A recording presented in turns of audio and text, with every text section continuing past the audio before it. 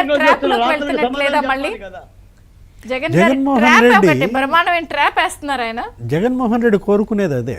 ఏంటి, అటెన్షన్ తన వైపుకు రావాలా, తన రెచ్చగొట్టే మాటలు ప్రజల్లోకి వెళ్ళాలి, అది అశాంతికి కారణం కావాలి, ఉద్రిక్తతలు రావాలి, ఘర్షణలు రేపాలి, సివిల్ వార్ అతను తీసుకొస్తున్నాడు. వీధి పోరాటాలకి అతను రెచ్చగొడుతున్న నేపథ్యంలో ఇవాళ పోట్ల గిత్త, ఏంటమ్మా పోట్ల గిత్త అంటే ముక్కు తాడేస్తారు.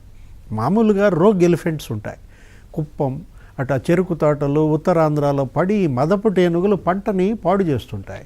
వాటిని ఏం చేయాలా, కంట్రోల్ చేయాలి.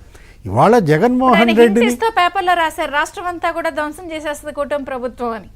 ఆంధ్రప్రదేశ్ భవితవ్యం అనేది, ఈ కూటమి తెచ్చే పెట్టుబడులు అనేది ప్రజలకు ఉపాధి కానీ సంక్షేమం కానీ ఎప్పుడు సాధ్యమవుతుందంటే జగన్మోహన్ రెడ్డిని కట్టడి చేయాలి. ఇప్పుడు గతంలో మనం చూసాం, గుంటూరులో పునరావాస బాధితుల శిబిరానికి వెళ్తుంటే చంద్రబాబు ఇల్లు గేట్లు కట్టేశారు తాళ్లతో. జగన్మోహన్ రెడ్డిని మాత్రం గేట్లు ఎత్తి వదులుతున్నారు. ఏంటి, తిరగమని. ఏ విధంగా అదేమంటే మేమంతా అతనిలాగా మేము అణిచేయము, అతనిలాగా మేము హక్కులు కాపాడుతూ ఉంటున్నారు. ఎవరి హక్కులు కాపాడాలి?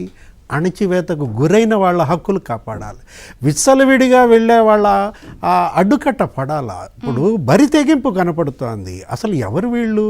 ఇప్పుడు ఆ ఇనప రాడ్ వేసుకుని పెళ్ళాం బిడ్డలు తల పగల కొడతానికి వచ్చాడు ఆ ఎమ్మెల్సీ. రాత్రి మనం చూసాం, ఎవరు, దువ్వాడ శ్రీనివాస్. ఇలా భాష మాట్లాడుతున్నారు. అతను ఎమ్మెల్సీయా రౌడీ షీటరా? జగన్మోహన్ రెడ్డి గారికి నచ్చిన మెచ్చిన నాయకుడు, సౌమ్యుడా, మంచోడా?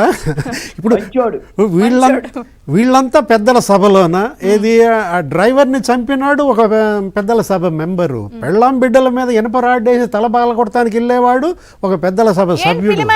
అడ్డుకట్టేస్తారా? అడ్డుకట్ట వేయలేకపోతున్నారా? భయపడుతున్నారా? ఫైనల్ గా 10 సెకండ్స్ చెప్పేసేయండి. మేడం గారు, మేము భయపడతలేదు, ఖచ్చితంగా అడ్డుకట్టేస్తాము. అయితే అడ్డుకట్ట వేసేటప్పుడు కూడా మేము చట్టాన్ని వ్యతిరేకించి లేకపోతే చట్టాన్ని చేతిలోకి తీసుకొని వ్యక్తిగతమైనటువంటి కక్షపూర్తిగా వ్యవహరించినట్టు కాకుండా దాన్ని చట్ట ప్రకారం వెళ్ళాలనే కోణంలోనే